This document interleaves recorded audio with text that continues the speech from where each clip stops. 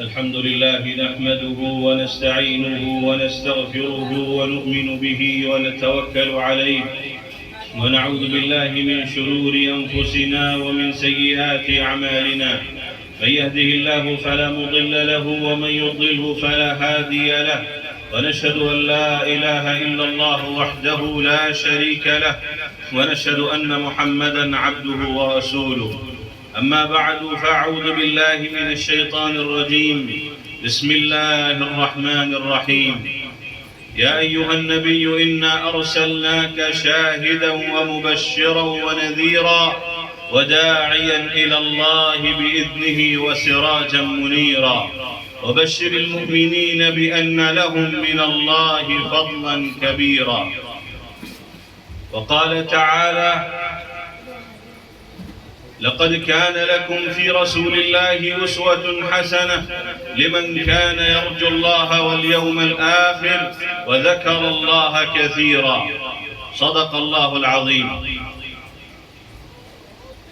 دینی و ایمانی بھائیوں، بزرگوں، دوستوں اور سریہ مئو کی اس بستی کے تمام باشندگان، دختران اسلام اور خواتین اسلام جو اپنے اپنے گھروں میں موجود ہیں اور میری آواز جہاں تک پہنچ رہی ہے، آج سریہ مئو کی اس بستی میں جس نسبت سے حاضری ہو رہی ہے وہ نسبت اپنے آپ میں بڑی بلند ہے، بڑی عالی ہے، اور وہ نسبت ایسی نسبت ہے جس نسبت سے بلند کوئی نسبت نہیں ہے۔ وہ نسبت ہے حضور پاک صلی اللہ علیہ وسلم کے ذکر خیر۔ وہ نسبت ہے ایک ایسی محفل سجانے کی جس میں ذکر حبیب صلی اللہ علیہ وسلم ہو، آپ کی صفات بیان کی جائیں، آپ کے خصال حمیدہ کا تذکرہ کیا جائے، آپ کی زندگی کے کچھ پہلوؤں پر روشنی ڈالی جائے۔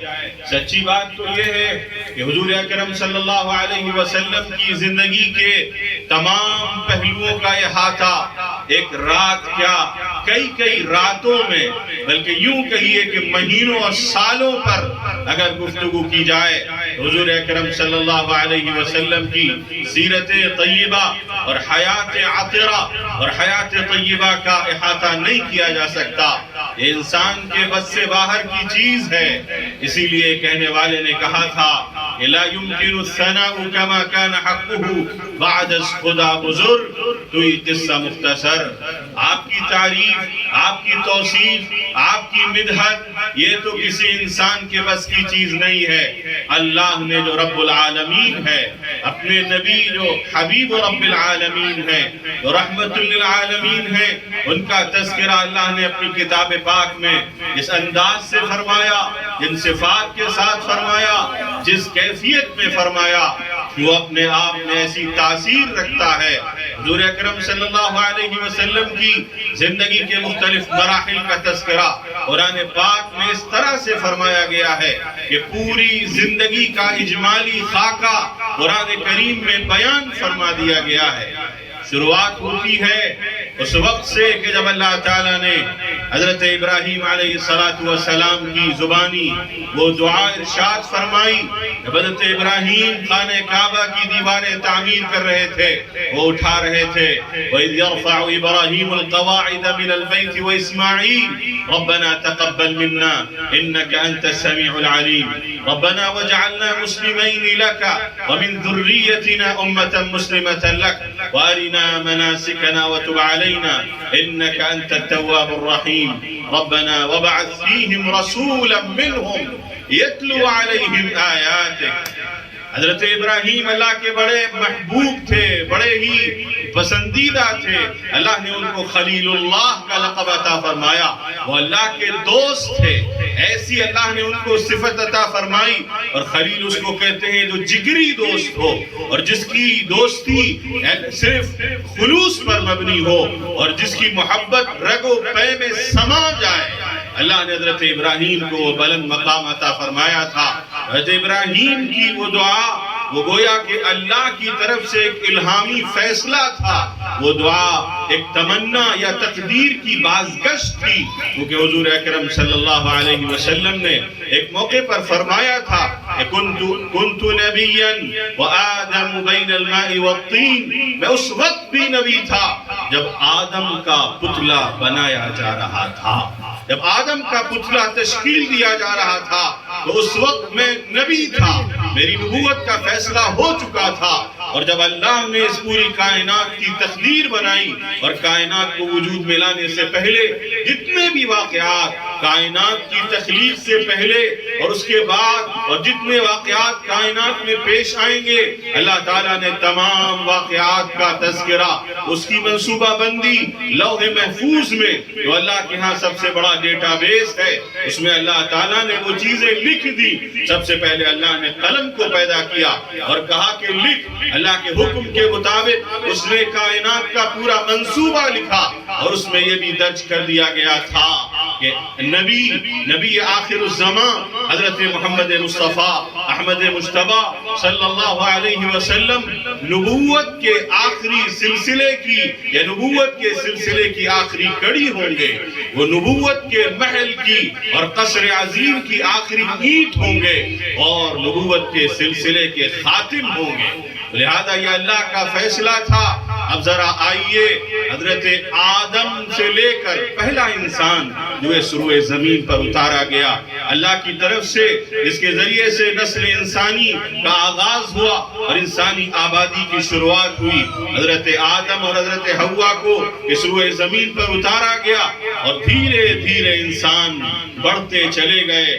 یا ایھا الناس اتقوا ربکم الذی خلقکم من نفس واحدہ وخلق منها زوجها وبث منهما رجالا كثيرا ونساء۔ اللہ تعالیٰ نے اس آیت کریمہ میں سورۃ النساء کی پہلی آیت میں اس کا تذکرہ فرمایا ہے، ڈرو اپنے اس پروردگار سے جس نے تم کو ایک جان سے پیدا کیا اور اس کا اسی سے جوڑا بنایا، پھر دونوں کے ذریعے سے بے شمار مرد و عورت اس دھرتی پر وجود میں لائے گئے، انسانی آبادی آگے بڑھتی چلی گئی۔ اب ضرورت یہ پڑی کہ وہ انسان جس کو اللہ نے پیدا کیا ہے اس کو یہ بتایا جائے، یہ سکھایا جائے کہ تمہارا رب کون ہے، اس سے رشتہ کیسے جڑا رہے گا، ناطہ اس سے کیسے قائم رہے گا، اس نے جو تمہیں پیدا کیا، اتنا بڑا احسان کیا، عدم سے وجود عطا فرمایا، تو اس کے احسان کا شکرانہ کیسے ادا کیا جائے گا، اس کا شکر کیسے بجا لایا جائے گا، اس کی بندگی کیسے ہوگی، اس کی پوجا اور وندنا کیسے ہوگی، جو اکیلا ہے، تنہا ہے، یکتا ہے، احد ہے، فرد ہے، سمد ہے، جو خالق ہے پوری کائنات کا، بحر و بر کا، شجر و حجر کا، اس نے پورا سنسار سجایا ہے، اور یہ آکاش اور یہ پاتال اور یہ دھرتی اور یہ فضائے وسیع اور یہ آسمان اور یہ دیو قامت پہاڑ، جتنی بھی چیزیں ہیں سب کا وہ پیدا کرنے والا ہے، اس کا شکر کیسے ادا ہوگا، بندگی اس کی کیسے ہوگی، انہی آداب کو سکھانے کے لیے اللہ نے آدم کو سب سے پہلا میسنجر بنایا، یعنی اللہ کا پیغام ان کے ذمے کیا گیا، میرے ان بندوں کو جن کو میں نے پیدا کیا ہے، زندگی دی ہے، کیونکہ اللہ زندگی دینے والا، وہ محیی ہے، وہ ممیت ہے، زندگی اس نے دی ہے، وہی مارتا ہے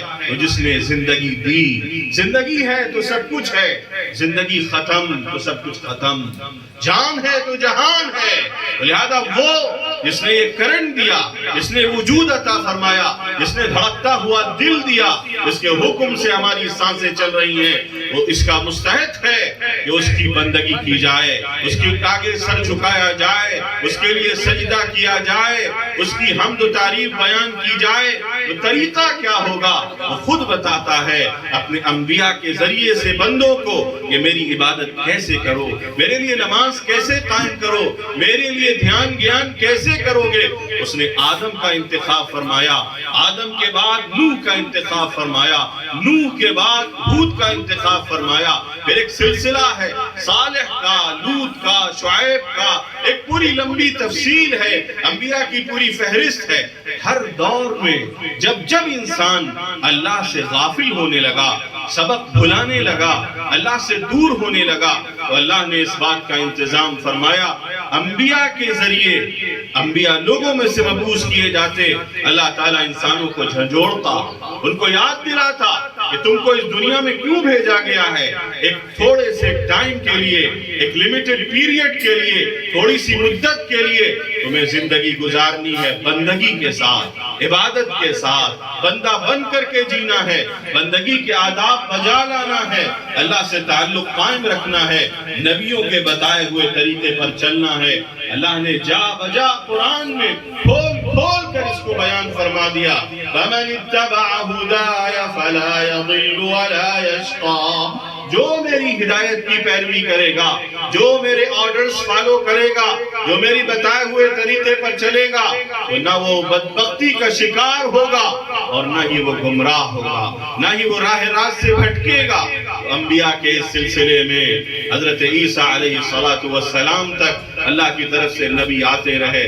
حضرت عیسیٰ کے بعد ایک لمبی مدت گزری، تقریباً 600 سال کی، جس میں اللہ کی طرف سے کوئی نبی نہیں آئے، اور اس کا نتیجہ یہ ہوا کہ 600 سال کی اس مدت کی وجہ سے انسانیت اللہ کی طرف سے جو انبیاء کے ذریعے سے ان کو ہدایت عطا فرمائی گئی تھی، اس کو بھلا دیا انسانیت نے، اور انسانیت غار مذلت میں گرتی چلی گئی، اللہ سے دور ہوتی چلی گئی، انسانیت کا سبق بھول گئی، انسان درندہ بن گیا، جانور بن گیا، وحشی بن گیا، وہ ظلم کرنے لگا، وہ بربریت دکھانے لگا، طاقتور کمزور کو دبانے لگا، اس کے حقوق مارنے لگا، ظلم عام ہو گیا، بدکاری، زناکاری اور تمام ہر طرح کے گناہ اور آپ کے جوا اور سٹا اور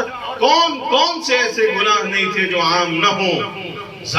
ظالم حکومتیں عوام پر ظلم کرتی، ان سے ظالمانہ ٹیکس وصول کرتی، جاگیردارانہ نظام اپنے کمزور طبقے کو دباتا چلا جاتا، کچلتا چلا جاتا، انسانوں سے ایسا معاملہ کیا جاتا جیسے وہ بھیڑ بکری ہو، اس سے بدتر، جانوروں سے بدتر انسانوں سے معاملہ کیا جا رہا تھا۔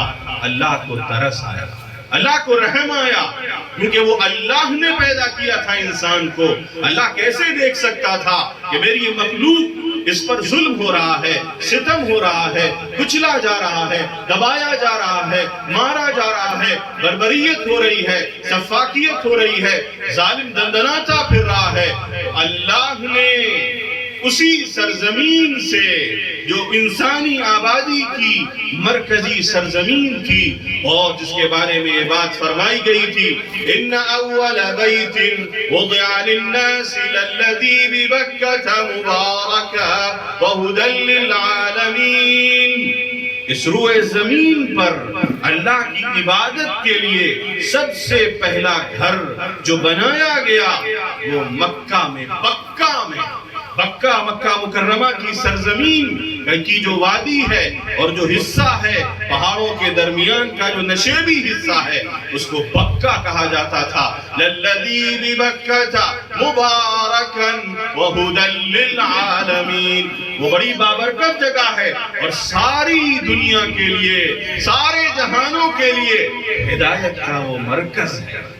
اب پھر جائیے آپ، جو سب سے پہلا گھر اس روئے زمین پر قائم کیا گیا، حضرت آدم کو گویا کہ وہیں بھیجا گیا، حضرت حوا سے وہیں ملاقات ہوئی۔ بعض روایات کے مطابق ان دونوں کا تعارف عرفات کے میدان میں ہوا، اسی لیے اس کو عرفات کہا جاتا ہے کہ وہاں پر آپس میں ملاقات ہوئی، تعارف ہوا، دونوں کو جب جنت سے اتارا گیا، اور اسی لیے سب سے پہلے ایک روایت میں کہ سری لنکا میں اتارا گیا یا ہندوستان میں اتارا گیا، لیکن وہ روایتیں درایتاً صحیح ثابت نہیں ہوتی ہیں۔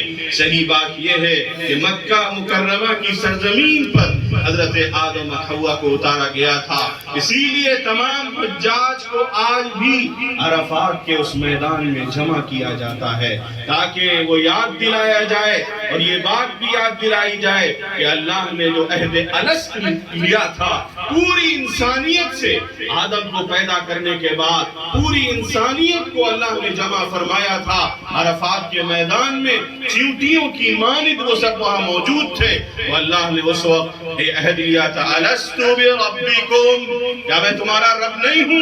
کیا میں تمہارا پالنہار نہیں ہوں؟ قالوا بلا، انہوں نے کہا تھا بالکل بالکل، جی جی آپ ہی ہمارے رب ہیں۔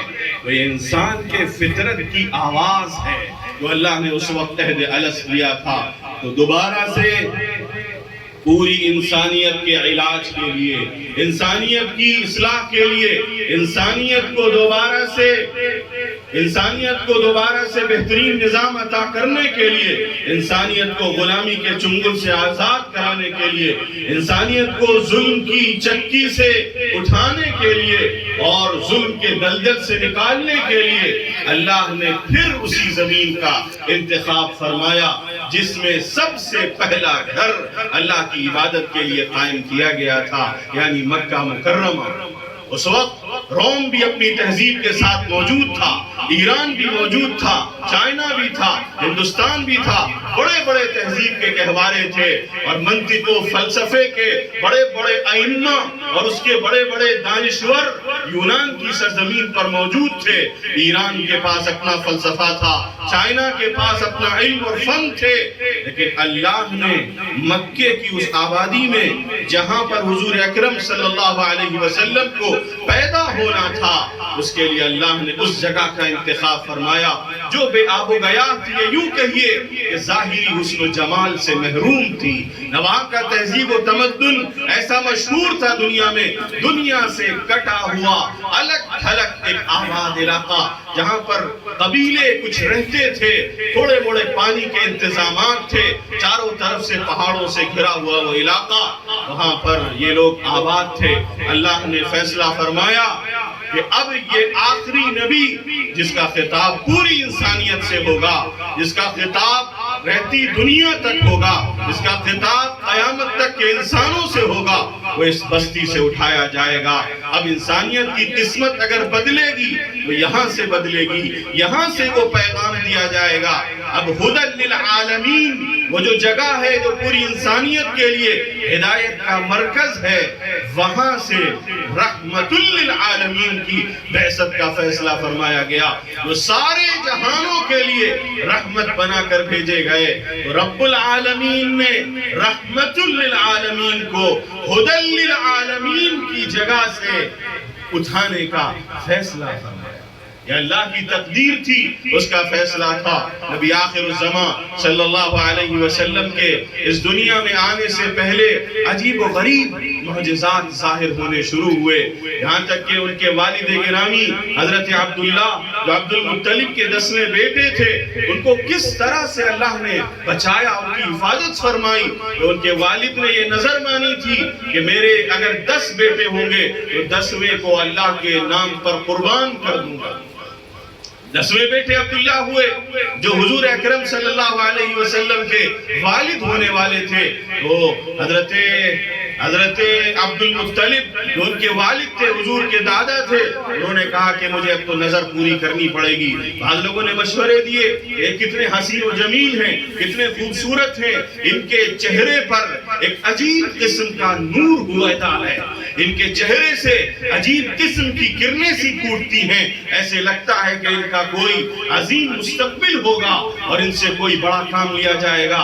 ان کی جو شکل و صورت ہے اس کو دیکھ کر دل کھنچا جاتا ہے، لہذا ان کو آپ نظر مت کیجئے، نظر کے طور پر قربان مت کیجئے، کوئی اور سبیل نکالی جائے، کوئی اور طریقہ ڈھونڈا جائے۔ تو اس وقت بعض لوگوں نے مشورہ دیا، جو اس وقت دور کے جو درویش تھے اور کاہن تھے، ان سے مشورہ کیا گیا۔ انہوں نے کہا اس کے بدلے میں آپ اونٹوں کی قربانی دینے کے لیے قرعہ نکالیے، 10 اونٹ 20 اونٹ، پھر قرعہ ڈالا جائے، اگر عبداللہ کا نام آتا ہے تو پھر اونٹ بڑھائے جائیں۔ ہر بار عبداللہ کا نام آتا رہا، یہاں تک کہ 80 اونٹ 90 اونٹ، اور جب 100 اونٹ ہو گئے تو پھر عبداللہ کی جگہ اونٹ کا نام آیا، تو عبداللہ کی جگہ پر 100 اونٹ ذبح کیے گئے، اور اس طرح سے اللہ نے عبداللہ کی حفاظت فرمائی جو حضور اکرم صلی اللہ علیہ وسلم کے والد ہونے والے تھے۔ پھر اس کے بعد ان کی شادی حضرت آمنہ بنت وہب سے ہوئی، اور حضور اکرم صلی اللہ علیہ وسلم رحم مادر میں تھے، ابھی آپ کی ولادت نہیں ہوئی تھی کہ آپ کے والد حضرت عبداللہ مدینہ طیبہ کے ایک سفر پہ گئے اور وہی ان کا انتقال۔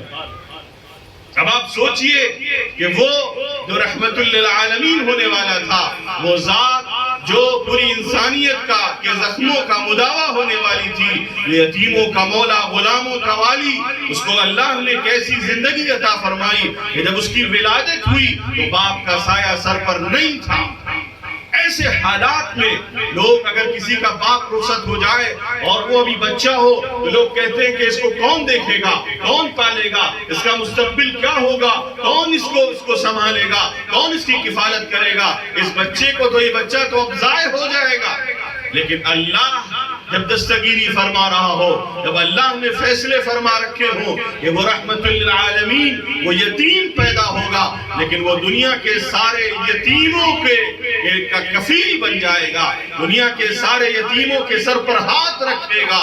أَلَمْ يَجِدْكَ يَتِيمًا فَآوَىٰ، قرآن میں وہ مرحلہ ذکر فرمایا گیا۔ اللہ نے کہا کہ ہم نے تم کو یتیم نہیں پایا، پھر ہم نے تم کو پناہ دی۔ اللہ نے حضرت آمنہ رضی اللہ تعالی عنہ، حضرت آمنہ جو حضور اکرم صلی اللہ علیہ وسلم کی والدہ تھی، وہ 6 سال تک آپ کی تربیت فرماتی رہی، اور آپ رضاعت کے لیے دودھ پینے کے لیے حضرت حلیمہ کے ساتھ بنو سعد میں چلے گئے۔ عربوں کا اس وقت رواج تھا کہ بچوں کو دودھ پلانے کے لیے عورتوں کو دے دیا جاتا تھا، تاکہ مکہ مکرمہ میں الگ دور دراز سے جو قبائل آتے ہیں ان کی بیماریوں اور ان کی جو زبان اور ثقافت جو مختلف ملکوں سے متاثر ہے، علاقوں سے متاثر ہے، اس سے نسل نو متاثر نہ ہو، اس کو صاف ستھری عمدہ فضا ملے، اور وہ بہترین فصاحت و بلاغت بوادی میں سیکھے، گاؤں دیہات میں۔ اس زمانے میں عربوں کی جو زبان تھی اور ان کی جو فصاحت و بلاغت تھی، وہ ہر قبیلہ اس معاملے میں ممتاز تھا اور ایک دوسرے سے بڑھ جانے کی کوشش کرتا تھا۔ تو کس طرح سے حضور اکرم صلی اللہ علیہ وسلم حضرت حلیمہ جو دایا تھی، جو دودھ پلانے والی تھی، جو ان کو لے کر کے گئی، اور اس وقت جو معجزات ظاہر ہوئے ہیں، حضرت آمنہ خود ذکر کرتی ہیں کہ جب آپ کی پیدائش ہوئی تو ایسا نور نکلا کہ اس سے شام کے بصرہ کے محلات روشن ہو گئے، اور ایسا نور تھا وہ زمین سے آسمان تک اٹھتا چلا جا رہا تھا۔ اور مورخین نے بیان کیا کہ پارس کے پرشین امپائر کے محلات کے کنگرے 14 کے 14 کنگرے گر گئے، اور بہت سے دریا کے پانی خشک ہو گئے، اور پارسیوں کی مجوسیوں کی آگ سرد پڑ گئی، اور ایک کائنات میں ایک عجیب سما تھا، خوشی کا، مسرت کا، جیسے فرشتے فضا میں شادیانے بجاتے ہوں، اور ایسا محسوس ہوتا تھا کہ پیڑ اور درخت اور پانی اور فضائے وسیع سب چیزیں رقصاں ہوں، فرحت و مسرت سے جھوم رہی ہوں کہ اب وہ ذات آ رہی ہے جو پوری انسانیت کے زخموں پر مرہم رکھنے والی ہے، جو پوری انسانیت کے درد کا مداوا کرنے والی ہے۔ وہ ذات آنے والی ہے، وہ انسانیت کو دلدل سے نکال کر اس کو عروج عطا کرنے والی ہے، ترقی عطا کرنے والی ہے، اس کی قسمت بدلنے والی ہے، اس کو ترقی اور عروج عطا کرنے والی ہے، ایک نئی تہذیب نیا تمدن اور نیا طریقہ زندگی حضور اکرم صلی اللہ علیہ وسلم کے ذریعے سے عطا فرمایا جانے والا ہے۔ میرے عزیزوں، حضور اکرم صلی اللہ علیہ وسلم کو حضرت حلیمہ جب لے کر کے گئیں، اس وقت جو معجزات ظاہر ہوئے وہ بھی عجیب و غریب تھے۔ آپ جس اونٹنی پر آئیں نہایت لاغر کہ وہ چلنا بھی اس کے لیے مشکل، لیکن جب آپ کو گود میں لے کر اپنے قبیلے کی طرف واپس جانے لگی تو اونٹنی ایسے چلنے لگی جیسے ہوا سے باتیں کر رہی ہو، تیز رفتاری کے ساتھ۔ لوگ دیکھتے تھے جو ان کے ساتھ الگ الگ قبیلوں سے آئے تھے کہ حلیمہ تمہاری اونٹنی کو کیا ہوا ہے، اتنی تیز رفتار کیسے ہو گئی؟ اور اوپر ایک چھوٹا سا بادل کا ٹکڑا وہ سایہ کیے چلا جاتا تھا۔ حضرت حلیمہ جب گھر پہنچی ہیں تو بکری جو زار و نزار تھی، لاغر ہو گئی تھی، اس کے تھنوں میں دودھ اتر آیا، برکتوں سے گھر بھر گیا، ہر طرف برکت ہی برکت۔ ان کو نہیں معلوم تھی کہ وہ گود میں کس کو لے کر کے آئی ہیں۔ وہ سرور کونین، وہ سید الثقلین، وہ سید الانس والجان، وہ سید الانس والجان، وہ حبیب رب العالمین، وہ اس کائنات کا شہنشاہ۔ وہ اپنی گود میں سمجھ رہی تھی کہ ایک بچہ لے کر کے آئی ہیں، لیکن اللہ نے ان کی گود میں اس کائنات کا سب سے قیمتی ہیرا ڈال دیا تھا۔ حضور اکرم صلی اللہ علیہ وسلم کی پرورش و پرداخت ہوئی۔ ایک دن ایک واقعہ پیش آیا کہ آپ وہیں تھے یا کچھ عمر بڑی تھی کہ آپ اچانک دیکھا ساتھیوں نے کہ حضور گرے بے ہوش ہوئے اور ان کا سینہ چاک کیا گیا اور اس میں سے آپ کے دل کو نکال کر کے وہ بچے بھاگ گئے وہاں سے، اس کے بعد وہ نہ دیکھ سکے۔ حضرت جبرائیل امین آئے تھے اور آپ کے دل کو جنت سے لائے ہوئے سونے کے تخت میں دھویا گیا تاکہ تمام طرح کی جو انسانی اور بشری تقاضے کی جو چیزیں ہوتی ہیں اس کی وجہ سے ایک انسان متاثر ہوتا ہے، وہ سب بھی ختم کر دی جائیں، دور کر دی جائیں۔ اور آپ کا آپریشن کیا گیا، اس حصے کو سل دیا گیا، بعد میں بھی وہ آپ کے سینے پر وہ نشانات موجود رہے۔ حضور اکرم صلی اللہ علیہ وسلم کی عمر جب 6 سال کی ہوئی تو والدہ اپنے شوہر نامدار حضرت عبداللہ کی قبر کی زیارت کی خاطر مدینہ طیبہ گئی۔ واپسی میں ابوا کے مقام پر ان کا بھی انتقال ہو گیا۔ ساتھ میں خادمہ حضرت ام ایمن تھی۔ آپ ذرا اندازہ لگائیے، ایک چھوٹا سا بچہ جس نے پیدا ہونے سے پہلے والد کا سایہ کھو دیا، پھر 6 سال کی عمر میں ایک بے آب گیا وادی میں، بیاباں میں، ایک صحرا میں ایک خادمہ کے ساتھ اپنی والدہ کا سہارا بھی اس کے سر سے چھن گیا۔ حضرت آمنہ رخصت ہو گئی اور ابوا کے مقام پر ان کی قبر بنا دی گئی۔ ایک ننھا بچہ، حضور کیسے تڑپے ہوں گے، کیسے روئے ہوں گے، کیسے بلکے ہوں گے اور اللہ کی رحمت کو کیسا جوش آیا ہوگا۔ لیکن یہاں تربیت کے مراحل طے کرائے جا رہے تھے، کیونکہ یہ جو شخصیت تھی اس کو پوری انسانیت کا نجات دہندہ بننا تھا۔ یہ جو شخصیت تھی یہ سید الاولین والآخرین تھی۔ یہ شخصیت یہ سرور کونین ہونے والے تھے۔ ان کو جو نبوت دی جانی تھی وہ آفاقی نبوت تھی، عالمی نبوت تھی، عالمگیر نبوت تھی۔ ان کو جو نظام دیا جانے والا تھا وہ نظام رہتی دنیا تک باقی رہنے والا تھا۔ اسی لیے بڑی کڑی آزمائشوں سے گزارا گیا۔ ایک بچہ جو 6 سال کا ہو وہ ایک بیاباں میں کہ سر رکھنے کو نہ چچا ہے نہ دادا ہے نہ کوئی عزیز و رشتہ دار ہے، صرف ایک خادمہ ام ایمن ہے۔ حضور کتنا روئے ہوں گے، خیر وہ تو اللہ ہی جانتا ہے۔ پھر حضور مکے تشریف لائے، حضرت عبد المطلب نے جو دادا تھے لپٹ گئے ان سے، وہ بھی دادا بھی تڑپ گئے جب پتا چلا کہ والدہ بھی رخصت ہو گئی، اپنی کفالت میں لیا۔ 2 سال اور گزرے، 8 سال کی عمر میں دادا بھی رخصت ہو گئے، چلے گئے۔ عبد المطلب بھی اللہ کے حضور حاضر ہو گئے۔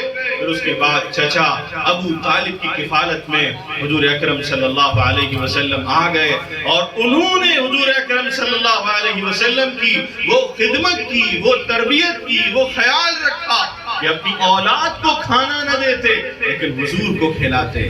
تنگ حالات آئے تو حضور کا اپنی اولاد سے زیادہ خیال خیال رکھا. حضرت ابو طالب کی پوری زندگی قربانیوں سے عبارت ہے, بے نفسی سے عبارت ہے, جانثاری سے عبارت ہے, فداکاری سے عبارت ہے. حضور اکرم صلی اللہ علیہ وسلم جوان ہوئے, جوانی میں مکہ مکرمہ میں آپ کا تذکرہ کہ یہ ایک ایسا نوجوان ہے جو بنو ہاشم میں پیدا ہوا ہے, نہایت بااخلاق, نہایت اعلیٰ صفات کا حامل. مکے میں اس وقت کے جو حالات تھے, جرم عام تھا, زناکاری, بدکاری, شراب نوشی, جوا سٹا اور ظلم کرنا, بچیوں کو زندہ درگور کرنا, عورت کو سامان سمجھنا, عورت میراث میں تقسیم کی جاتی تھی, ظلم کیا جاتا, کچلا اور دبایا جاتا, اور ہر طرح کے مظالم حضرت جعفر طیار نے نقشہ نجاشی کے دربار میں کھینچا تھا. جاہلیت کے اس دور کا وہ پوری تصویر ہے اس دور کی. حضور اکرم صلی اللہ علیہ وسلم کی اللہ تعالیٰ دستگیری فرماتے رہے. اب آپ ذرا دیکھیے کہ اللہ نے آپ کو کیسی ذہانت و فطانت عطا فرمائی تھی. ایک موقع پر مکے میں بارش جب ہوتی تو پہاڑوں کی وجہ سے سارا پانی بہہ کر خانہ کعبہ کی طرف آتا, اور اس کی عمارت بہت زیادہ پکی نہیں تھی, وہ متاثر ہوتی, عمارت گر جاتی, دیواریں گر جاتی, عمارت مخدوش ہو جاتی. تو مکے والوں نے طے کیا کہ اب دوبارہ سے عمارت ذرا مضبوط انداز سے بنائی جائے. تو کام شروع ہوا, چندہ کیا گیا, کام شروع کیا گیا, لیکن جب حجر اسود تک بات پہنچی تو ہر قبیلے نے کہا کہ یہ شرف مجھے ملنا چاہیے, حجر اسود ہم اٹھا کر رکھیں گے. آپس میں تو میں شروع ہوئی, بات بڑی, تلواریں میانوں سے نکل آئیں اور کہا کہ خوریزی ہو جائے گی. ہر قبیلہ دعویٰ کرنے لگا کہ یہ شرف ہم کو حاصل ہوگا.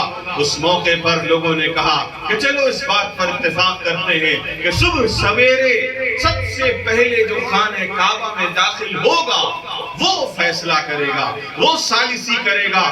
تو سب سے پہلے شروع میں آخری نبی حضرت محمد مصطفیٰ, جو اس وقت صرف محمد ابن عبداللہ تھے, وہ داخل ہوئے. لوگوں نے کہا کہ بہت اچھا, بہت ہی بااخلاق, باکردار, اعلیٰ ترین صفات کا حامل نوجوان ہے, فرمائیے ہم آپ کے فیصلے پر راضی ہیں. اب حضور اکرم صلی اللہ علیہ وسلم کی حکمت دیکھیے کہ آپ نے یہ نہیں کیا کہ خود آپ ہاتھ سے اٹھائیں اور خود رکھ دیں.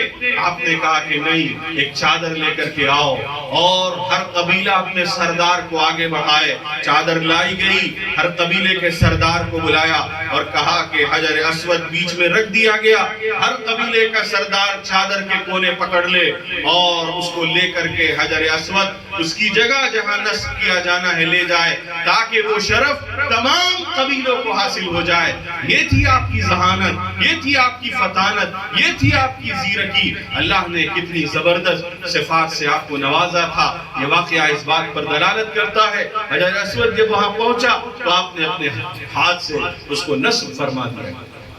مکے میں جیسے عرض کیا گیا ظلم اپنی انتہا پر تھا. بیچارہ ایک آدمی مان لے کر کے آیا, ایک شخص نے مان لیا, چودھری تھا, کہا پیسہ نہیں دوں گا. تو بیچارہ روتا گاتا مکے کی بستی میں, کبھی اس کے پاس جائے کبھی اس کے پاس جائے, مجھ پر ظلم ہو گیا, میرا سارا مال لوٹ لیا گیا, میں کیا کروں, کہاں جاؤں, ساری پونجی ضائع ہو گئی.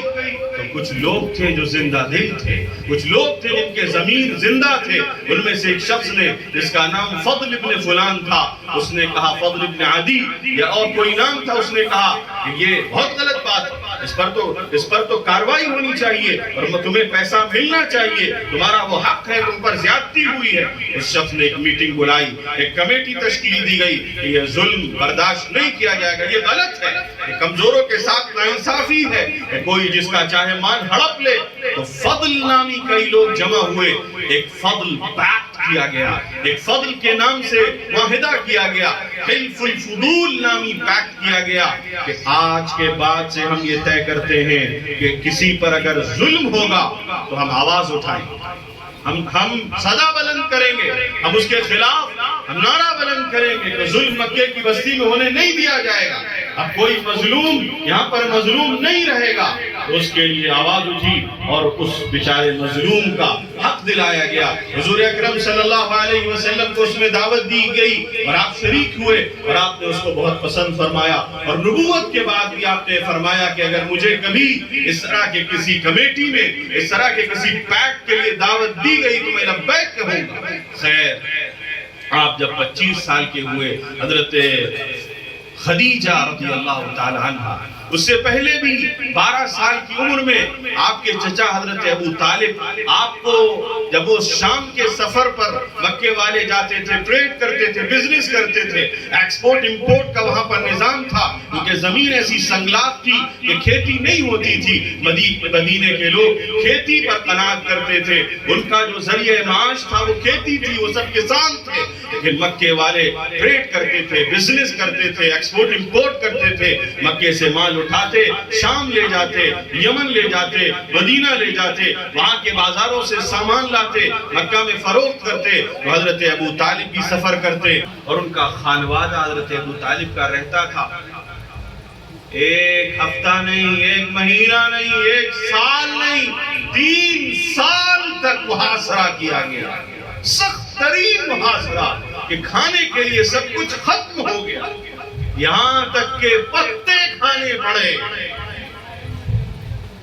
پیڑوں کی چھالیں کھانی پڑی، چمڑوں کے کچھ حصے بھگا بھگا کر اس سے گزارا کرنا پڑا. پیڑوں کے پتے کھانے کی وجہ سے لوگوں کے ویسے ہی اجابت ہونے لگی جیسے بکریوں کی مینگنیاں ہوتی. ایسے سخت ترین حالات کیسے حضور نے برداشت کیا، کیسے آپ کے گھر والوں نے برداشت کیا. کچھ لوگ تھے جو زندہ دل تھے، توڑ گئے، بہت ہو گیا، اب یہ نہیں چلے گا، اور انہوں نے سختی کے ساتھ اس کی مخالفت کی اور وہ محاصرہ توڑا گیا. پھر 13 سال کی مدت جو مکہ مکرمہ میں گزری ہے وہ پوری مدت دعوت کی قربانیوں سے عبارت ہے، جانثاری سے عبارت ہے. اسی لیے مکہ مکرمہ میں جو لوگ ایمان لائے، والسابقون الاولون من المہاجرین والانصار، جنہوں نے پہلے حبشہ ہجرت کی، اپنا وطن چھوڑا، مدینہ ہجرت کی، اپنا وطن چھوڑا. کن حالات سے وہ گزرے ہوں گے؟ قبیلہ چھوڑا، خاندان چھوڑا، گاؤں چھوڑا، بستی چھوڑی، رشتہ دار چھوڑے، تعلق والے چھوڑے. آدمی کو انسیت ہوتی ہے اس جگہ سے، سب کچھ چھوڑا. کس لیے؟ اللہ کے دین کی خاطر، دین کی بقا کی خاطر، اس کی تبلیغ کی خاطر، اللہ کے حکم کی پابندی کی خاطر، اس کے حکم کو مانتے ہوئے، یہاں تک کہ حضور اکرم صلی اللہ علیہ وسلم بھی ہجرت پر مجبور کر دیے. وَإِذْ يَمْكُرُ بِكَ الَّذِينَ كَفَرُوا لِيُثْبِتُوكَ أَوْ يَقْتُلُوكَ أَوْ يُخْرِجُوكَ وَيَمْكُرُونَ وَيَمْكُرُ اللَّهُ وَاللَّهُ خَيْرُ الْمَاكِرِينَ. اللہ تعالیٰ اس واقعے کو بیان فرما رہا ہے. یاد کرو اس وقت کو جب یہ مکے والے تمہارے بارے میں پلاننگ کر رہے تھے. اے نبی، تمہارے بارے میں پلاننگ ہو رہی تھی مکے میں خفیہ طور پر کہ محمد کا شر بہت پھیل چکا ہے، نعوذ باللہ. محمد کے ماننے والے بڑھتے جا رہے ہیں، ہم ان کو کنٹرول نہیں کر پا رہے ہیں. اب کیا کیا جائے؟ ہماری چودراہٹ خطرے میں ہے، لہذا یہ کیا جائے، یا تو ان کو قتل کر دیا جائے، یا ان کو قید کر لیا جائے، یا ان کو یہاں سے باہر نکال دیا جائے. اور لوگوں نے مشورہ کیا گیا اور یہ کہا گیا کہ نہیں، قتل کر دینا بہتر ہوگا. تو یہ کہا گیا کہ قتل کون کرے گا؟ اگر کوئی قبیلہ کرے گا تو قتل کا خون بہا اس پر آئے گا اور بنو ہاشم اس سے مطالبہ کریں گے. تو یہ طے کیا گیا ہر قبیلے سے ایک مضبوط نوجوان لیا جائے، تمام قبیلے مل کر حضور اکرم صلی اللہ علیہ وسلم پر دھاوا بولے تاکہ آپ کا خون تمام قبیلوں میں بٹ جائے اور بنو ہاشم مقابلہ نہ کر سکے. یہ طے کر کے رات کے سناٹے میں وہ لوگ آ کر کے بیٹھے آپ کے گھر کے باہر اس نیت کے ساتھ کہ آپ نکلیں گے گھر سے صبح کے وقت میں جیسے نکلتے ہیں، صحن کعبہ میں جائیں گے عبادت کے لیے، صبح صادق میں، تہجد کے وقت میں، لہذا اسی وقت ہم حملہ کریں گے، ایک بارگی تلواریں چلائیں گے اور نعوذ باللہ آپ کا کام تمام کر دیا جائے گا. قرآن کھول رہا تھا، حضور کو وحی آ گئی تھی اور بتا دیا گیا تھا کہ مکے والے آپ کے پیچھے کیا پلاننگ کر رہے ہیں اور آپ کو ہجرت کا حکم دے دیا گیا ہے. آپ نے اس کی ساری تیاری کر لی، ساری ترتیب بنا لی، ہجرت کس طرح سے ہونی ہے، اس کے لیے اونٹنیوں کا انتظام ابو بکر سے پہلے کہہ دیا گیا۔ ابو بکر نے کہا حضور ساتھ چاہتا ہوں، رفاقت چاہتا ہوں، ساتھ لے لیجئے، بڑا کرم ہوگا۔ آپ نے کہا کہ چلو بھائی تم بھی ساتھ میں چلو۔ 2 اونٹنیوں کا انتظام کیا گیا، اور وہ اونٹنیاں یہاں نہیں، کتنی دوری پر ہم کو چاہیے، فلاں مسافت پر، اور کس طرح سے ایک ایسا شخص کرائے پر لیا جائے جو راستہ بہت اچھی طریقے سے جانتا ہو، جو پورے منطقے سے، اس کے نشیب و فراز سے، ٹیلوں سے، پہاڑوں سے واقف ہو، جو جانتا ہو مدینے کا راستہ کیا ہے، اور سیدھے سفر نہیں کیا جائے گا بلکہ پہلے غار حرا جایا جائے گا۔ تدبیر دیکھیے، کیونکہ معلوم تھا کہ مکے والے پیچھے پڑیں گے اور وہ پیچھا کریں گے اور وہ ہمارے در پہ ہوں گے۔ 3 دن غار ثور میں ٹھہرنے کا انتظام کیا گیا، وہاں پہلے سے تیاری کر لی گئی، اور اس کے لیے انتظام کر دیا گیا کہ حضرت ابو بکر کے گھر سے ان کی بیٹی ان 3 دنوں میں غذا کا انتظام کرتی رہیں، سامان لاتی رہیں، اور وہ بھی کتنی سیکریسی کے ساتھ کیا گیا، کتنے خفیہ انداز میں کیا گیا کہ جب وہ جاتی تو اپنے قدم کے نشانات مٹاتی جاتی، واپس آتی حضرت اسماء، وہ قدم کے نشان مٹاتی جاتی۔ سیرت کا پورا واقعہ، صرف سیرت کا، ہجرت کا جو واقعہ ہے، وہ اپنے آپ میں مسلمانوں کے لیے بڑے سبق رکھتا ہے۔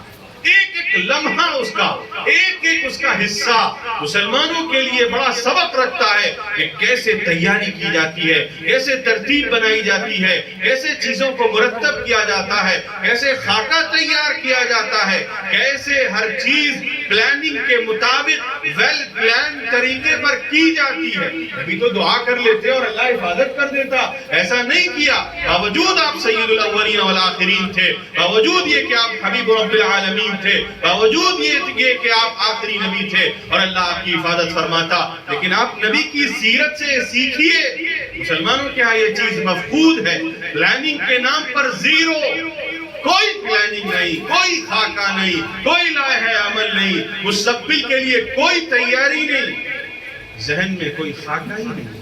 حضور اکرم صلی اللہ علیہ وسلم نے ہجرت فرمائی مکہ مکرمہ سے مدینہ طیبہ، ان حالات میں آپ نے ہجرت فرمائی ہے اور مدینہ طیبہ پہنچے ہیں، اور وہاں کس طرح سے آپ کا استقبال ہوا ہے، اور مدینے کے 10 سال، مکے کے 13 سال اور مدینے کے 10 سال کس طرح سے گزرے ہیں۔ جب آپ وہاں پہنچے ہیں تو انصار نے کس طرح سے آپ کا استقبال کیا ہے، کس طرح سے خوشی کے شادیانے بجائے گئے ہیں۔ طلع البدر علینا من ثنیات الوداع وجب الشکر علینا ما دعا للہ داع۔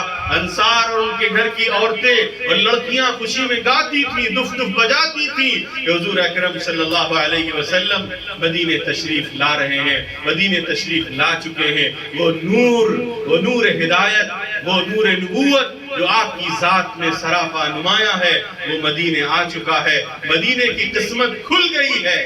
وہ جو پہلے یثرب کہلاتا تھا اب مدینہ الرسول بن چکا ہے۔ وہ مدینہ جو مدینہ تھا اب وہ مدینہ طیبہ ہو گیا ہے، کیونکہ آپ وہاں پر تشریف لے آئے ہیں۔ لہذا آپ صلی اللہ علیہ وسلم نے مدینہ طیبہ میں جو 10 سال گزارے، ایک اسلامی نظام، اسلامی حکومت، اسلامک اسٹیٹ کیسے قائم کیا جاتا ہے، حضور اکرم صلی اللہ علیہ وسلم نے اس کو عملی طور پر اپنا کر کے دکھایا، کر کے دکھایا، پیش کیا۔ اور سب سے پہلے آپ نے جس چیز کی بنیاد رکھی وہ تھی ایک مسجد۔ آپ جب پہنچے ہیں تو سب سے پہلے مسجد کی بنیاد رکھی گئی، کیونکہ مسجد مسلمانوں کے لیے سینٹر پلیس ہے۔ مسجد ایک سماج اور سوسائٹی کے لیے دھڑکتا ہوا دل ہے۔ مسجد مسلمانوں کے لیے ایسا ہی ہے جیسے پاور ہاؤس ہوتا ہے۔ اگر مسجد ہے تو مسلم معاشرہ ہے، اگر مسجد نہیں ہے تو مسلم معاشرہ مردہ ہے، مسلم معاشرہ نہیں۔ مسجد اگر زندہ ہے اپنے کردار سے تو مسلم معاشرہ زندہ رہے گا. اگر مسجد صرف عیسائیوں کے چرچ کی طرح 5 وقتہ نمازوں کے لیے کھلتی ہے اور بند ہو جاتی ہے تو وہ مسجد حضور کی مسجد سے نسبت نہیں رکھتی. وہ مسجد عام مسجد ہو سکتی ہے, رسمی مسجد ہو سکتی ہے. مسجد حضور اکرم صلی اللہ علیہ وسلم کی جو تھی اس میں تعلیم بھی تھی, تربیت بھی تھی, وفود کی آمد بھی تھی, وہاں مشورے بھی ہو رہے تھے, وہاں پر پلاننگ بھی ہو رہی تھی, وہ پارلیمنٹ بھی تھی, وہ کبھی ہاسپٹل بھی تھا اور وہ کبھی تعلیم گاہ بھی تھی, اس میں صفہ بھی موجود تھا اور ہر طرح کے اعمال اس مسجد میں انجام دیے جا رہے تھے. جب مسجد زندہ تھی معاشرہ زندہ تھا. ہمارے ہاں آج اس کے برعکس ہو رہا ہے. میرے عزیزوں, حضور اکرم صلی اللہ علیہ وسلم کی سیرت, حضور اکرم صلی اللہ علیہ وسلم کی سیرت کے کن کن پہلوؤں پر روشنی ڈالی جائے. آپ کی سیرت تو اتنی وسیع ہے, اتنی ہماگیر ہے, اس کے اندر اتنے اس کے پہلو ہیں کہ اس کو سمیٹنا ہم جیسے انسان کے بس کی بات نہیں. بنیادی طور پر یہ سمجھنا ضروری ہے ہمارے لیے. بات بہت لمبی ہو گئی. بات کو سمیٹتے ہوئے جو اصل مقصود ہے آج کی رات میں جو آپ سے کہنا ہے وہ یہ ہے کہ حضور اکرم صلی اللہ علیہ وسلم کی بعثت کیوں ہوئی تھی. یا ایھا النبی انا ارسلناک شاہدا ومبشرا ونذیرا.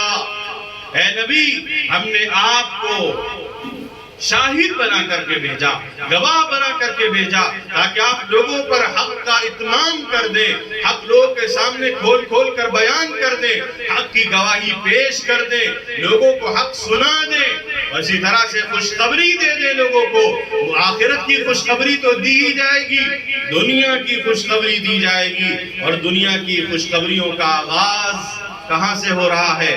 صفا کی پہاڑی سے ہو رہا ہے. کیا کہا جا رہا ہے؟ کلمۃ تقولونها تملکون بها العرب والعجم. یہ خوشخبری نہیں تو اور کیا ہے؟ ایک کلمہ ہے, اگر تم کہہ لو گے, اس کا اقرار کر لو گے, اس کو اپنا لو گے تو عرب و عجم کے مالک بن جاؤ گے. خوشخبری دی جا رہی ہے. کس وقت؟ ہجرت کا سفر ہو رہا ہے. سراقہ ابن مالک ابن جوشم مکے والوں کے انعام کی بنیاد پر, اعلان کی بنیاد پر کہ جو محمد کو گرفتار کر کے لائے گا اس کو 100 اونٹ دیے جائیں گے. وہ پیچھے پڑتا ہے, قریب پہنچتا ہے, دیکھتا ہے کہ 3 لوگ جا رہے ہیں, حضور ہے, ابو بکر ہے اور ایک اور آدمی ہے جو رہبر تھا. وہ قریب پہنچنے کی کوشش کرتا ہے, گھوڑا دھستا جاتا ہے, گھوڑے کے اگلے پیر دھس جاتے ہیں, پھر وہ ایڑ لگاتا ہے, گھوڑا کچھ آگے بڑھتا ہے, پھر اس کے پیر دھس جاتے ہیں, پھر وہ ایڑ لگاتا ہے, کچھ آگے بڑھتا ہے, اخیر میں گھوڑے کے پیر دھستے ہیں اور پھر وہ اٹھنے کا نام نہیں لیتا. وہ سمجھ جاتا ہے کچھ اور بات ہے, زور سے آواز لگاتا ہے, وہ حضرات رکتے ہیں, قریب جاتا ہے اور پورا واقعہ سناتا ہے اور کہتا ہے مجھے لکھ کر کے دے دیجئے کہ میں آپ سے ملا ہوں. اس موقع پر جب آپ کو مکے سے نکالا گیا ہے, آپ اپنے وطن کو چھوڑنے پر مجبور کر دیے گئے ہیں, لوگ آپ کی جان کے درپے ہیں, آپ کے سر پر 100 اونٹوں کا انعام رکھ دیا گیا ہے, مدینے جا رہے ہیں, نہیں معلوم کہ کس طرح کا استقبال ہوگا, وہاں پر منزل مقصود کیسی ہوگی. ایسی حالت میں جب ایک بیاباں میں سفر ہو رہا ہے, 3 لوگ ہیں, سراقہ سے آپ کیا کہہ رہے ہیں؟ ماں بھی کہا سراقہ اذا لبست سوارِ کسریٰ. سراقہ تیرا اس وقت کیا حال ہوگا جب تو کسریٰ کے ہاتھوں کے کنگن تیرے ہاتھ میں ہوں گے. ایسے حالات میں آپ خوشخبری دے رہے ہیں. وَمُبَشِّرًا, خوشخبری دینے والے. اور وہی خوشخبریوں کا ایک نظارہ آپ کریے.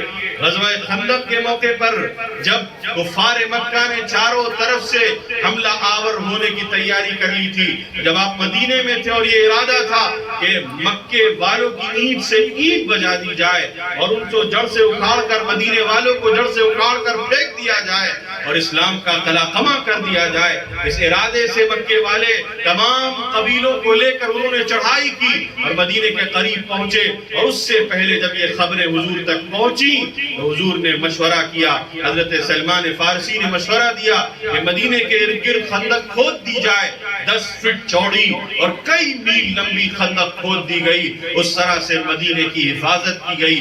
خندق جب کھودی جا رہی تھی اس وقت کھانے کی بھی قلت تھی اور کھانے کی بڑی کمی واقع ہو گئی تھی، لوگ پیٹوں پر پتھر باندھے ہوئے تھے بھوک کی وجہ سے، تاکہ بھوک کا احساس کم ہو، اور نبی اکرم صلی اللہ علیہ وسلم اپنے پیٹ پر 2 پتھر باندھے ہوئے تھے، لوگ 1 پتھر باندھے تھے، آپ 2 پتھر باندھے ہوئے تھے۔ ایک جگہ پر ایک چٹان آئی، لوگوں سے ٹوٹ نہیں رہی تھی، آپ کو بلایا گیا، آپ تشریف لائے اور آپ نے کدال اپنے دستے مبارک میں لے کر اس چٹان پر ماری، اتنی زور سے ماری کہ چنگاریاں اٹھیں۔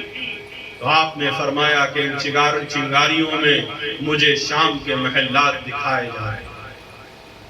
پھر آپ نے زور سے کدال ماری اور آپ نے فرمایا کہ مجھے یمن کے محلات دکھائے جا رہے ہیں۔ پھر آپ نے زور سے اس پر کدال ماری، وہ پوری چٹان بالکل ریت کے ذرات میں تبدیل ہو گئی، پھسپھسی ہو گئی۔ اللہ نے آپ کو ایسی طاقت عطا فرمائی تھی، ایسی قوت عطا فرمائی تھی کہ صحابہ کرام فرماتے تھے کہ جب جنگوں میں ہمیں دہشت کاری ہوتی یا ہمیں پناہ لینی ہوتی تو ہم حضور اکرم صلی اللہ علیہ وسلم کی پناہ لیا کرتے تھے۔ تو اس موقع پر بھی آپ خوشخبریاں دے رہے ہیں کہ مجھے شام کے محلات دکھائے جا رہے ہیں، مجھے یمن کے محلات دکھائے جا رہے ہیں۔ حالات کیسے ہیں کہ پیٹ پر 2 پتھر بندھے ہوئے ہیں، دشمن حملہ آور ہوا چاہتا ہے، اور قرآن نے اس وقت کے جو حالات بیان کیے ہیں، وَإِذْ زَاغَتِ الْأَبْصَارُ وَبَلَغَتِ الْقُلُوبُ الْحَنَاجِرَ وَتَظُنُّونَ بِاللَّهِ الظُّنُونَ۔ کلیجے منہ کو آ گئے تھے، آنکھیں پتھرا گئی تھی اور تم اللہ کے بارے میں طرح طرح کے گمان کرنے لگے تھے۔ غزوہ احزاب کے موقع پر یہ حالات، غزوہ خندق کے موقع پر، تو اس موقع پر حضور کی طرف سے خوشخبریاں دی جا رہی ہیں، وَمُبَشِّرًا وَنَذِيرًا، اور بد انجامی سے بچانے کے لیے، برے انجام سے بچانے کے لیے، وَدَاعِيًا إِلَى اللَّهِ، اور اللہ کی طرف دعوت دینے والا بنا کر کے بھیجا، اللہ کی طرف بلاؤ، اس کا تعارف کراؤ، اس سے مخلوق کا رشتہ جوڑو، انسانیت کو خدا کا سبق پڑھاؤ، وَسِرَاجًا مُنِيرًا، اور آپ کو سراج منیر بنایا گیا۔ سورج کی خاصیت کیا ہے کہ سورج جب چمکتا ہے تو سارے ستارے مان پڑ جاتے ہیں، سورج جب اٹھتا ہے تو کائنات میں یا دنیا میں ایک روشنی آ جاتی ہے، سورج کی تمازت سے زندگی کا وجود ہوتا ہے۔ کہتے ہیں کہ اگر سورج نہ ہو تو زندگی اس دھرتی پر مشکل ہو جائے، محال ہو جائے، زندگی ختم ہو جائے۔ سورج کی روشنی سے ہی پودوں کو زندگی ملتی ہے، انسانوں کو زندگی ملتی ہے، جانداروں کو زندگی ملتی ہے، جانوروں کو زندگی ملتی ہے۔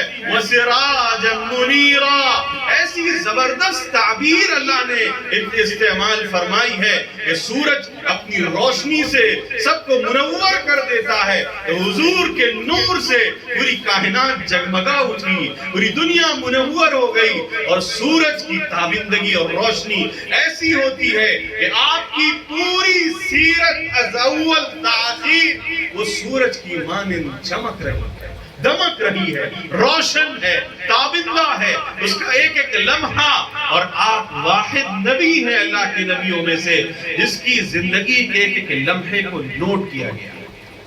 حضرت موسیٰ کی زندگی بہت تھوڑی سی ملتی ہے، جنگوں کے کچھ حالات اور کچھ ہدایات۔ حضرت عیسیٰ کی زندگی بہت تھوڑی سی ملتی ہے، کچھ ان کے واعظ، کچھ ان کے ملفوظات، کچھ ان کی نصیحتیں، فلسطین میں گزارے ہوئے کچھ ایام، بنو اسرائیل کو ان کی جو تقریریں ہیں وہ، اس کے علاوہ کچھ نہیں۔ لیکن قربان جائیے آقا نامدار جناب محمد مصطفیٰ صلی اللہ علیہ وسلم کی زندگی پر کہ آپ کی زندگی پیدائش سے پہلے سے لے کر اور آپ کے وصال تک اس دنیا سے پردہ فرما جانے تک زندگی کے ایک لمحے کو نوٹ کیا گیا۔ آپ اکیلے نبی ہیں جس کی پوری سیرت سورج کی طرح نمایاں ہے، روشن ہے۔ یہ حضور اکرم صلی اللہ علیہ وسلم کی طرف کے لیے اللہ کا ایک خاص فیضان ہے، اور یہ اس لیے بھی اللہ کی طرف سے فرمایا گیا۔ جو آیت کریمہ میں نے بعد میں پڑھی تھی، لَقَدْ كَانَ لَكُمْ فِي رَسُولِ اللَّهِ أُسْوَةٌ حَسَنَةٌ، تمہاری ذات میں اللہ کے رسول صلی اللہ علیہ وسلم کے لیے بہترین نمونہ ہے، بہترین اسوہ ہے۔ حضور ماڈل ہیں، حضور آئیڈیل ہیں، حضور قدوہ ہیں، حضور نمونہ ہیں۔ اور ہم نے کیا کیا؟ ہمارے نوجوانوں نے کیا کیا؟ ہمارے بچوں نے کیا کیا؟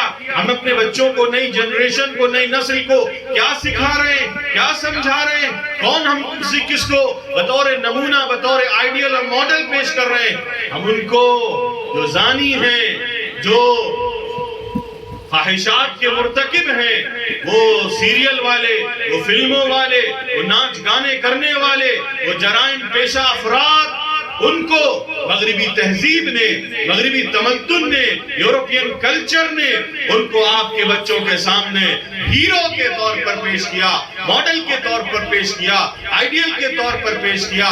ہم ان کی نقالی کرنے لگے، ہم ان کے طرز کو اختیار کرنے لگے۔ ہمارا بود و باش ان کی طرح، ہماری زندگی ان کی طرح، ہمارا طریقہ کار ان کی طرح محمدی طریقہ نہیں ہے۔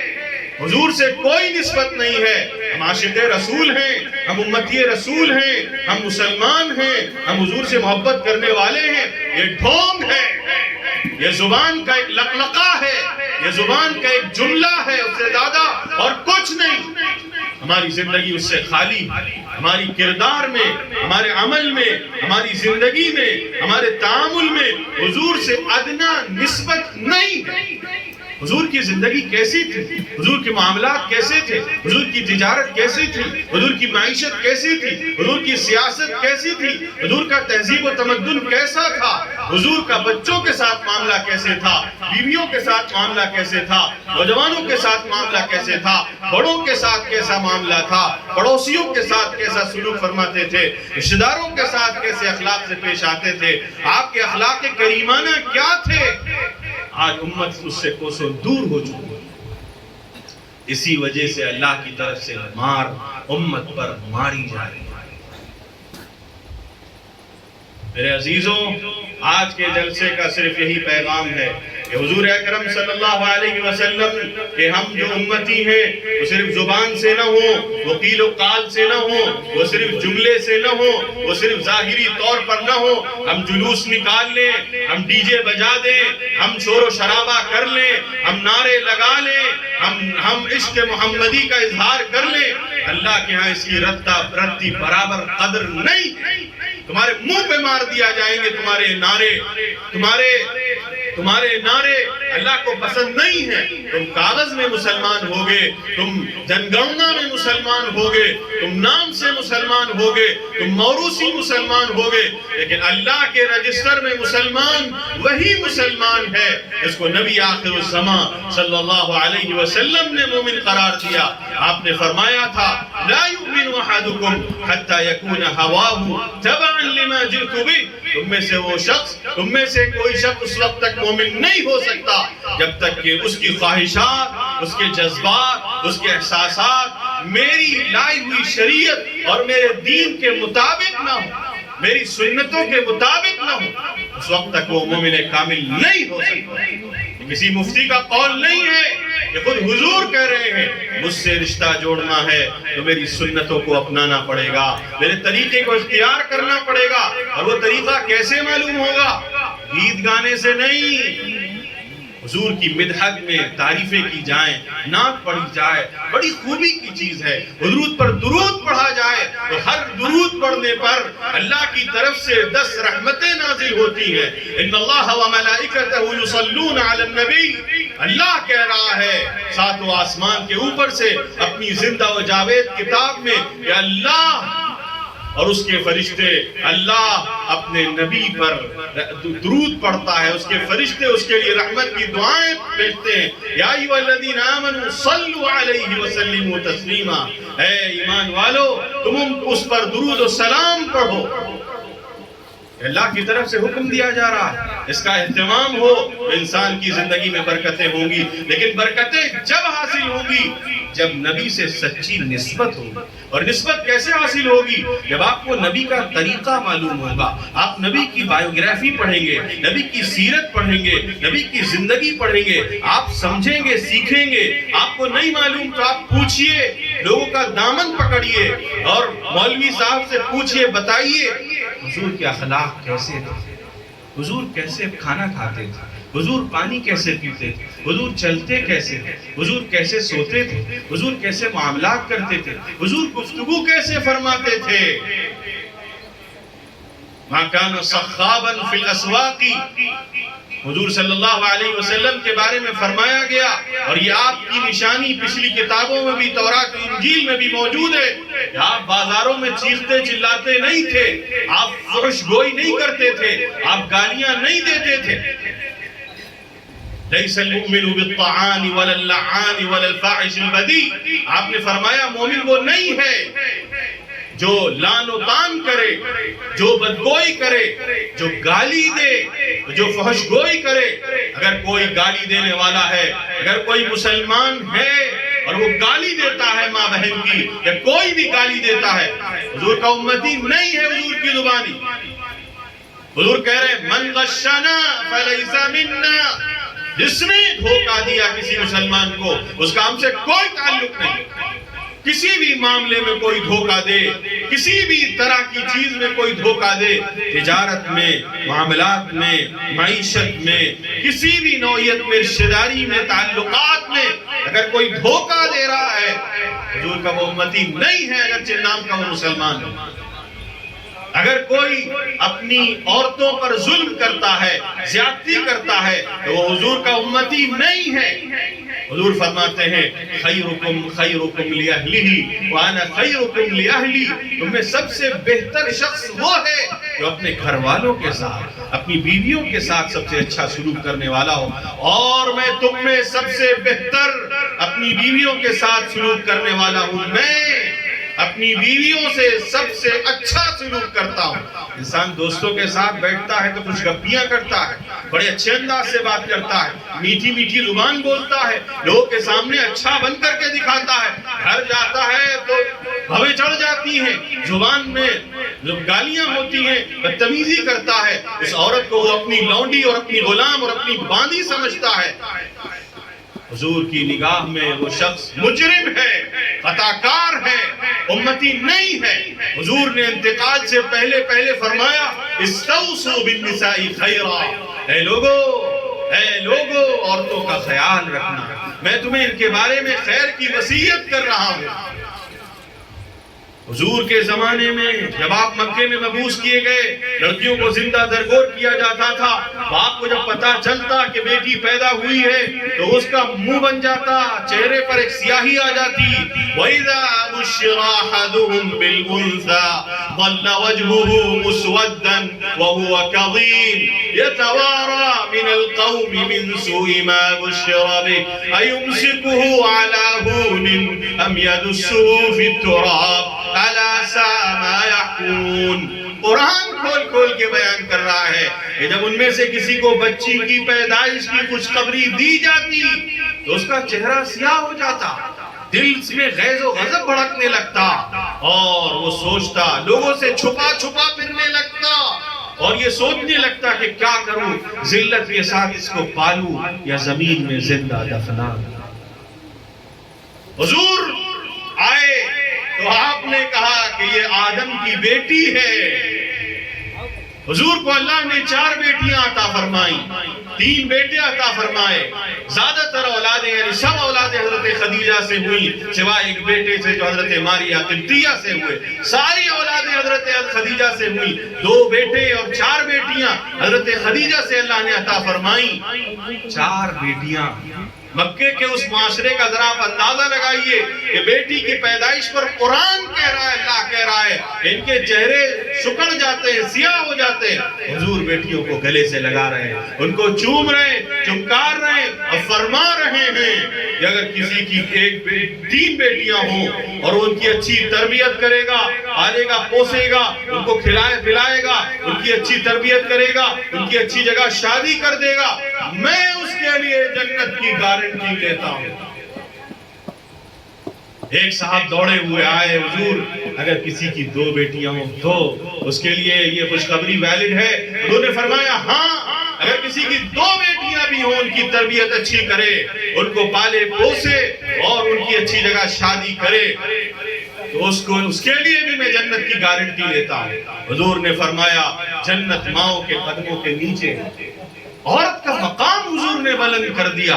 اگر وہ بیٹی ہے تو جنت میں داخلے کا سبب ماں ہے تو اس کے قدموں تلے جنت ہے، اگر وہ بیوی ہے تو اس کے ساتھ حسن سلوک کا حکم دیا گیا، اچھے معاملے کا حکم دیا گیا، اور یہ فرمایا گیا کہ تم میں سب سے بہتر وہ ہے جو بیویوں کے ساتھ حسن سلوک کرنے والا ہو۔ ایسے تھے ہمارے نبی نے یہ اخلاق سکھائے، پڑوسیوں کا خیال، رشتہ داروں کا خیال، چھوٹوں کا خیال۔ آپ نے فرمایا من لم یوقر کبیرنا ولم یرحم صغیرنا فلیس منا، جو ہمارے بڑوں کی توقیر اور احترام نہ کرے، چھوٹوں پر شفقت نہ کرے، وہ ہم میں سے نہیں۔ یہ سکھایا حضور نے، کھانا سکھایا، کھانے کے آداب سکھائے، پینے کے آداب سکھائے، سونے کے آداب سکھائے، استنجے جانے کے آداب سکھائے۔ لیکن ہمارا طریقہ کیا ہے؟ میں ایک مثال دیتا ہوں نوجوانوں کی، کھڑے کھانا۔ حضور نے کھڑے ہو کر کھانے سے منع فرمایا۔ طبی اعتبار سے میڈیکل سائنس بھی اس بات کو پروف کرتی ہے کہ کھڑے ہو کر کھانا انسانی صحت کے لیے بے انتہا مضر۔ اس کے علاوہ حضور نے کہا کہ کھانا داہنے ہاتھ سے کھایا جائے۔ ہمارے ہاں مغربی تہذیب کے چھچڑے کھانے والے اور اس پر پلنے والے، ڈرامے اور سیریل کو دیکھ کر ان کو آئیڈیل ماننے والے، آج الٹے ہاتھ سے پانی پی رہے ہیں، الٹے ہاتھ سے کھانا کھا رہے ہیں، اس کو ماڈرنزم سمجھ رہے ہیں۔ یہ مصطف ہونے کی علامت ہے۔ تف ہے تمہارے ہاتھ پر، یہ دجالی تہذیب کا چربا ہے، یہ ابلیسی تہذیب کا چھچڑا ہے جو پروسا جا رہا ہے چمکیلے غلاف میں۔ ہمارا نوجوان اس کا شکار ہوتا چلا جا رہا ہے۔ لہذا ضرورت ہے کہ سچے طور پر محمدی بنا جائے، حضور کی ایک سنت کو اپنایا جائے۔ حضور کی سنتوں کے اپنانے میں ترقی ہے، صحت ہے، عافیت ہے، دنیا کی بھلائی ہے، آخرت کی بھلائی ہے، اور ان تمام چیزوں سے بڑھ کر اللہ کی محبت اور اس کی محبوبیت کا حصول ہے۔ اس کو اللہ نے فرمایا تھا قُلْ إِن كُنْتُمْ تُحِبُّونَ اللَّهَ فَاتَّبِعُونِي يُحْبِبْكُمُ اللَّهُ۔ اے اللہ کے رسول، آپ کہہ دیجئے کہ اگر تمہیں اللہ سے محبت ہے، اگر تم دعوے میں سچے ہو، اگر تم مومن ہو سچے معنی میں، نام کے مومن نہیں، کام کے مومن ہو، دل سے مومن ہو، تو اللہ کے نبی کی اتباع کرو، ان کی پیروی کرو، ان کے طریقے پر چلو، ان کی سنتوں کو اختیار کرو، سنتوں کو سیکھو، پتہ کرو، جانو، حضور کی سیرت پڑھو۔ اخبار پڑھنے کے لیے وقت ہے، گپوں کے لیے وقت ہے، چائے خانوں پر وقت گزارنے کے لیے وقت ہے، ملم ہنگامے کے لیے وقت ہے، طرح طرح کی مجلسوں کے لیے وقت ہے، الگ الگ فنکشن کے لیے وقت ہے، گھنٹوں ادھر ادھر کی باتوں کے لیے وقت ہے۔ وقت نہیں ہے تو اس کے لیے کہ قرآن پڑھ لیں، حضور کی سیرت پڑھ لیں، اس کے لیے وقت نہیں ہمارے پاس۔ کس نام کے امتی ہو؟ ایک رات میں دھوم مچا لینے کے لیے، جلوس نکال لینے کے لیے، گانے گا لینے کے لیے ہم امتی رسول ہو گئے، ہم عاشق رسول ہو گئے۔ یہ کھوکھلے دعوے ہیں، جھوٹے دعوے ہیں، یہ اللہ کی طرف سے منہ پر مار دیے جائیں گے، یہ بے اثر رہیں گے، ان کا کوئی فائدہ نہیں ہوگا۔ لہذا آج اس بستی میں درخواست کرتا ہوں یہاں کے بڑوں سے، بزرگوں سے، اور میں مبارکباد دیتا ہوں عزیزم جناب مختار وارسی صاحب شہیدی کو، انہوں نے یہ بزم اور یہ محفل سجائی۔ میں ان کو مبارکباد دیتا ہوں اور ان کے تمام رفقا کو، اور ان سے یہ بات کہنا چاہتا ہوں کہ آپ نظام بنائیے اس کا، یہ قرآن کی تعلیم کے جیسے حلقے لگائے جا رہے ہیں، ویسے ہی سیرت نبوی کے پڑھنے پڑھانے کے حلقے لگائے جائیں، اس کا درس ہو، اس کی کتاب پڑھی جائے، حضور کی سیرت سکھائی جائے، بتائی جائے، طریقہ زندگی بتایا جائے، کیونکہ اللہ نے آپ کو رول ماڈل بنایا ہے، آئیڈیل بنایا ہے، نمونہ آپ کی ذات ہے، اور آپ کی اتباع میں ہی اللہ کی محبت کا حصول ہے، اللہ کی محبوبیت حاصل ہوگی، اور اللہ کی محبت اور اس کی محبوبیت جس کو حاصل ہو جائے، اس کے کام بنتے چلے جاتے ہیں، اس کی بگڑی بن جاتی ہے، اس کی قسمت چمک جاتی ہے، اس کے لیے ترقی اور عروج کے فیصلے ہوتے چلے جاتے ہیں۔ لہذا آج کی رات میں یہ طے کیجئے، تمام مرد، تمام نوجوان، تمام بچے اور ہماری سننے والی خواتین جو ہمارے گھروں میں موجود ہیں، دختران اسلام جو سن رہی ہیں، ان سے درخواست ہے وہ گھروں کے ماحول کو تبدیل کریں، ان کو بتائیں، تلقین کریں بڑے چھوٹوں کو کہ بھئی دیکھو کھانا حضور کی سنت کے مطابق کھانا ہے، داہنے ہاتھ سے کھانا ہے، کھانا اپنے سامنے جو ہے۔ حضور نے ایک بچے کو جو آپ کی تربیت میں تھے ان کو فرمایا یا غلام سم اللہ وکل بیمین وکل مما یلی، اے بچے اللہ کا نام لے کر شروع کرو، بسم اللہ پڑھ کے شروع کرو، داہنے ہاتھ سے کھاؤ، اپنے سامنے سے کھاؤ۔ یہ نہیں کہ سینے میں ہاتھ ادھر ادھر گھومتا رہے، بیچ سے کھانا شروع کر دیا جائے۔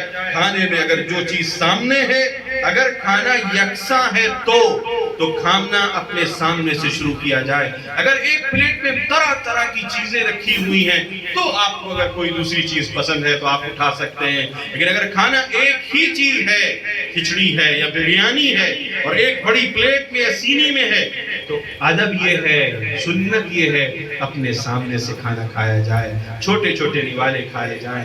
کھانا بھر پیٹ اتنا نہ کھا لیا جائے کہ حلق تک ڈکار لینے کا بھی موقع نہ ملے، پیٹ کے 3 حصے کر لیے جائیں۔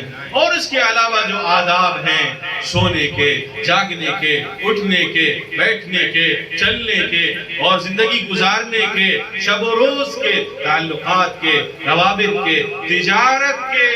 تجارت کوئی معمولی چیز نہیں ہے۔ حضور اکرم صلی اللہ علیہ وسلم نے ایک مرتبہ فرمایا، بات کو سمیٹ رہا ہوں وقت بہت زیادہ ہو گیا ہے، آپ نے فرمایا التاجر الصدوق الامین مع النبیین والصدیقین والشہداء والصالحین۔ آپ نے فرمایا کہ امانت دار اور سچا تاجر، امانت دار اور سچا تاجر کل قیامت میں انبیاء اور صدیقین اور شہداء اور صالحین کے ساتھ۔ کتنی بڑی بات فرمائی۔ تجارت میں اگر امتی ہے، ملاوٹ نہیں کرے گا، دھوکہ نہیں دے گا، بے ایمانی نہیں کرے گا، امانت، دیانت اور سچ گوئی یہی ہماری پہچان تھی ایک زمانے میں۔ یہ مسلمان ہے، اس کے پاس مال رکھو، یہ دھوکہ نہیں کرے گا، یہ فریب نہیں کرے گا، یہ گڑبڑ نہیں کرے گا۔ اور حضور جب دعوت مکہ مکرمہ میں دے رہے تھے اور مکے والے آپ کے دشمن ہو گئے تھے، اس کے باوجود امانتیں آپ کے پاس لا کے رکھواتے تھے۔ اسی لیے جب آپ نے ہجرت کا سفر شروع کیا تو امانتیں حضرت علی کے حوالے کی کہ آپ یہ امانتیں لوگوں کو ادا کر کے پھر آپ تشریف لائیے گا۔ اس سے اندازہ لگائیے کہ مشرکین مکہ آپ کے جانی دشمن تھے، اس کے باوجود وہ آپ کی امانت داری، آپ کی دیانت داری، آپ کی سچائی پر فریفتہ تھے، فدا تھے۔ لہذا یہ صفت امت اپنے اندر پیدا کرے گی تو انشاءاللہ حضور سے نسبت سچی معنی میں اور صحیح معنی میں قائم ہوگی۔ حضور کی سیرت پڑھی جائے، اس کو روزمرہ کا معمول بنایا جائے، زندگی میں اس کو اتارا جائے، آپ کی ایک سنت پر مر مٹا جائے، سنت کو اپنانے کی کوشش کی جائے تو انشاءاللہ اس کی برکتیں محسوس ہوں۔ ہر فرد جو حضور کی سنتوں پر عمل کرے گا خود بخود اس کو زندگی میں برکتیں محسوس ہونی شروع ہو جائیں گی۔ اس پروگرام کا خلاصہ یہ ہے اور اس پروگرام کا جو بنیادی میسج ہے اور پیغام ہے وہ یہی ہے کہ آپ یہاں سے تہیہ کر کے اٹھیے کہ انشاءاللہ اب ہماری زندگی نبوی رنگ میں ڈھلی ہوئی ہوگی، حضور کی سنتوں کو سیکھیں گے، سمجھیں گے، عمل کریں گے اور حضور کے سچے پکے عاشق بننے کی کوشش کریں گے، زبان سے نہیں کردار سے، عمل سے کر کے دکھائیں گے کہ ہم امتی رسول ہیں تو آپ کے کردار سے وہ اثر پڑے گا کہ قومیں دیکھ کر خود بخود اسلام میں داخل ہوتی چلی جائے۔ نبوی اخلاق کے اندر یہ تاثیر رکھی ہے۔ خیر بات بہت لمبی ہو گئی، اللہ تعالی ہم سب کو کہنے سننے سے زیادہ عمل کی توفیق عطا فرمائے اور جلسہ منعقد کرنے والوں کی اس کاوش اور کوشش کو بھی اللہ تعالی قبول فرمائے۔ وآخر دعوانا الحمدللہ۔